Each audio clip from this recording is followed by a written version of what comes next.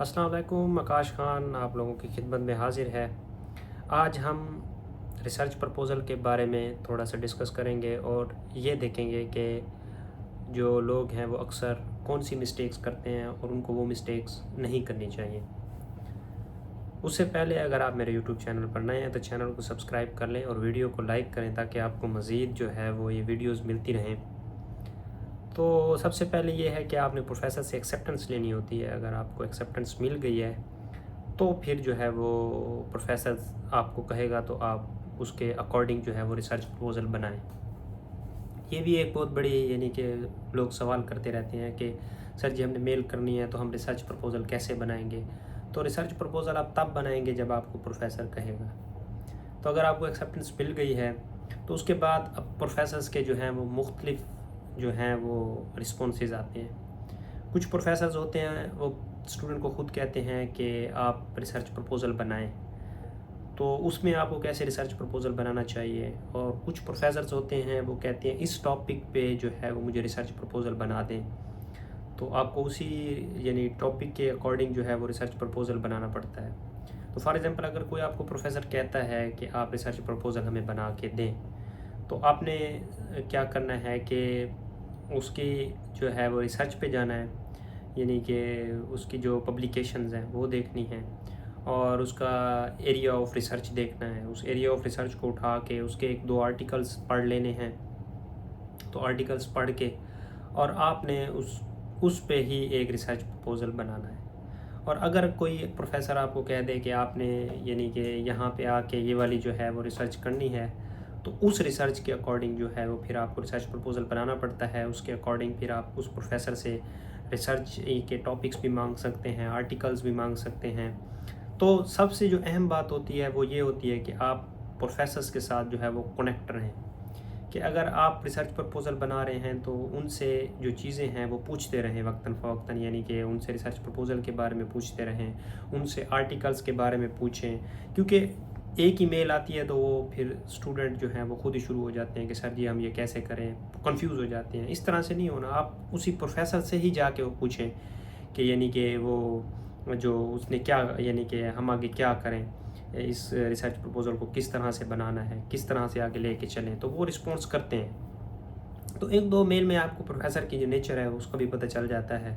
अगर कोई ऐसा प्रोफेसर है जो ये नहीं चाह रहा कि आप उसको मेल ना करें तो आप फिर उसको ज़्यादा तंग ना करें, फिर आप उसको रिसर्च प्रपोज़ल ही बना के दे दें। बाकी जो आप रिसर्च प्रपोज़ल बनाएं उसमें ये एक मिस्टेक करते हैं कि रिसर्च प्रपोज़ल यानी कि बनाते हैं तो वो यानी कि आप अपने 100% देने की कोशिश करते हैं। आप कहते हैं ऐसा रिसर्च प्रपोज़ल हो जो आपको जो है वो रिजेक्ट ना हो, तो ये भी एक गलत बात है। आप बस रिसर्च प्रपोज़ल बना लें, आपका रिसर्च प्रपोज़ल बन गया है, आप प्रोफेसर को सेंड करें तो वो खुद ही गलतियाँ निकालेगा और आपको बताएगा कि ये ओके है या नहीं है, या इसमें मज़ीद कितनी जो गुंजाइश है वो बाकी है। तो ये भी एक बात है। और दूसरी बात ये है कि अगर कोई रिसर्च प्रपोज़ल बनाता है और वो चैट जीपीटी का यूज़ करता है तो ठीक है, यूज़ करे, लेकिन चैट जीपीटी को यूज़ करना जो है वो एक तरीका होता है, एक फ़न है। फॉर एग्ज़ाम्पल आपने एक जनरेट किया है रिसर्च प्रपोज़ल एक चैट जीपीटी से, उसने आपको सब कुछ लिख के दे दिया। आपने कहा है कि इस रिसर्च की यानी कि रिसर्च को लिखते हैं, फ्यूचर प्लान लिखते हैं, मेरी जो है वो इंट्रोडक्शन ये है, ये लिखते हैं, वो सारा आपको लिख के दे देगा। लेकिन वो एआई की लैंग्वेज होगी, उस लैंग्वेज को आपने फिर तब्दील करना है। एआई का फ़ौरन ही पता चल जाता है, अगर आप एक दो लाइनें भी पढ़ें तो आपको समझ आ जाएगी कि यार एआई का लिखा हुआ है। फिर उन्हीं लाइंस को आप फिर तब्दील करें, ठीक है, अपने अकॉर्डिंग थोड़ा सा उसको मोल्ड करें। तो चेंज करके मतलब कि एआई जो है वो कुछ लफ्ज़ जो है वो दोहराता है, उन लफ्ज़ को काटें, उन सेंटेंस को आगे पीछे करें, तो उस पर आपकी फिर मेहनत लगेगी। एक एक सेंटेंस को देखें, उनमें से जो एक्स्ट्रा सेंटेंसेस हैं उनको काटें, तो ये चीज़ें आपको खुद ही करना पड़ेंगी, ठीक है। उसके अलावा एक जो ये भी एक बहुत बड़ी मिस्टेक थी जो स्टूडेंट करते हैं, एआई का उनको यूज़ नहीं आता, तो ये यूज़ भी आप सीख लें। दूसरी बात ये है کہ آپ نے جو ہے وہ جو ریسرچ پرپوزل ہے وہ کس طرح سے بنانا ہے. اس میں سب سے پہلے آپ یعنی کہ اپنا تھوڑا سا انٹروڈکشن وغیرہ دے دیں. پھر اس کے بعد آپ اپنے یعنی کہ ریسرچ کے بارے میں بتا دیں, پریویس ریسرچ آپ کے, یعنی کہ پھر ریسرچ گولز کے بارے میں یا فیوچر ریسرچ کے بارے میں. اس کے بعد پھر ریسرچ آبجیکٹیوز کے بارے میں بتا دیں. پھر اس کی میتھڈولوجی بتائیں, اور پھر آپ کیوں آنا چاہتے ہیں اس میں یہ بتائیں. یعنی کہ 4-5 پیجز کا میرے اکارڈنگ یعنی کہ آپ کا ریسرچ پرپوزل ہونا چاہیے. لیکن یہ بھی آپ پروفیسر پہ ہی ڈیپینڈ کرتا ہے کہ وہ شاید آپ کو کہہ دے کہ صرف 2 پیجز کا ہی ریسرچ پرپوزل بناؤ, یا 1 پیج کا بناؤ, یا 3 پیج کا بناؤ. ایسے کیسز بھی میں نے دیکھے ہیں. تو وہ بھی یعنی پروفیسر پہ ہی ڈیپینڈ کرتا ہے. تو آپ نے اپنے اکارڈنگ جو ہے وہ ریسرچ پرپوزل بنا کے پروفیسر کو دے دینا ہے. تو پھر وہ ریسرچ پرپوزل میں پروفیسر آپ کو بتائے گا کہ آپ ریسرچ پرپوزل آگے کس طرح سے بنانا ہے. ٹھیک ہے. اس کے بعد یہ ہے کہ آپ نے ریسرچ پرپوزل میں جو ہے وہ فیکٹس اینڈ فگرز, یعنی کہ فار ایگزامپل جو تصویریں ہوتی ہیں وہ لگانی ہیں. ٹھیک ہے. میتھڈولوجی میں فار ایگزامپل آپ کوئی ایسا کام کر رہے ہیں میتھڈ وغیرہ, تو اس میتھڈ کی ایک ڈایاگرام بنائیں, فلو شیٹ بنائیں, یا اس طرح سے اس کے اندر کوئی ایسی پکچر ڈالیں جو آپ اپنے سبجیکٹ میں آپ کو پتہ ہو کہ یار یہ پکچر یہاں پہ فٹ ہوتی ہے. تو وہ چیزیں جو ہے نا وہ اٹریکٹ کرتی ہیں. اور یہ بھی اسٹوڈنٹ نہیں ڈالتے, یہ بھی ایک مسٹیک ہے. ایک اور مسٹیک یہ ہے کہ وہ ریفرنسز کا یوز نہیں کرتے. آپ کو ریفرنسز کا یوز کرنا چاہیے ریسرچ پرپوزل کے اندر. آپ ریفرنسز یعنی کہ 6-7 ریفرنسز آپ کے ہونے چاہیے پیپر میں. کہ آپ نے ریفرنس کا مطلب یہ ہوتا ہے کہ آپ نے یہ جو ریسرچ پرپوزل ہے اس کو کہیں آرٹیکل سے پڑھا بھی ہے, یعنی آرٹیکل سے پڑھ کے آپ نے اس کو یعنی کہ یہاں پہ تھوڑا بہت لکھا ہے. ٹھیک ہے. تو یہ ساری چیزیں ہوتی ہیں.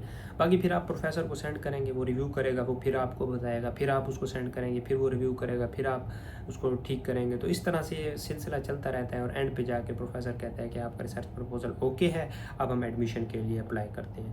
تو یہ کچھ مسٹیکس تھیں جو اسٹوڈنٹس جو ہیں وہ ریسرچ پرپوزل بناتے وقت کرتے ہیں. تو ان کا یعنی کہ خیال رکھیں. اور ریسرچ پرپوزل جو ہے وہ بالکل یعنی کہ سمپل ہونا چاہیے. اور اس کی جو رائٹنگ ہے, رائٹنگ ایک سٹائل ہوتا ہے. رائٹنگ کا یہ سٹائل ہے کہ آپ نے جو سنٹنسز ہیں ان کو لنک کر کے ہی آگے بڑھنا ہوتا ہے. کہ ایسا سنٹنس ہو جس کے اندر آپ یعنی کہ وہ لگے کہ یعنی کہ واقعی ہی کچھ ایکسپلین ہوتا جا رہا ہے. یعنی کہ ایک لائن آپ ایک لکھیں, دوسری کا پھر اس کے ساتھ کنیکشن ہی نہ ہو, دوسری کا بھی اس کے ساتھ کنیکشن ہو. تو اس طرح سے آپ یعنی کہ ریسرچ پرپوزل بنائیں. جیسے کہ ایک سویٹر بنتے ہیں تو سارے جو اس کے جو دھاگے ہوتے ہیں تو ان کا ایک دوسرے سے کنیکشن ہوتا ہے. تو اس طرح سے جو سنٹنسز ہیں ان کا بھی ایک دوسرے سے کنیکشن ہو. ٹھیک ہے. تو یہ ساری چیزیں ہیں, آپ نے اس کو دیکھ کے ریسرچ پرپوزل بنانا ہے. باقی اگر آپ کا کوئی بھی کویشچن ہے تو آپ یہاں پہ کمنٹ میں بھی پوچھ سکتے ہیں. واٹس ایپ گروپس میرے بنے ہوئے ہیں وہاں پہ پوچھ سکتے ہیں. فیس بک میرے گروپس ہیں وہاں پہ جا کے پوچھ سکتے ہیں. میں ہر جگہ پہ آپ کو یعنی کہ رپلائی بھی کرتا ہوں, بتاتا بھی ہوں. اور کافی اسٹوڈنٹس جو ہیں میرے وہ ابھی جاپان پہنچ چکے ہیں. انشاءاللہ تعالیٰ ان سے بھی آپ کی ملاقات کروائیں گے. تو باقی یہ ہے کہ دعاؤں میں یاد رکھیے گا. اور نیکسٹ ویڈیو تک کے لیے آکاش خان کو جی اجازت دیں. اللہ حافظ.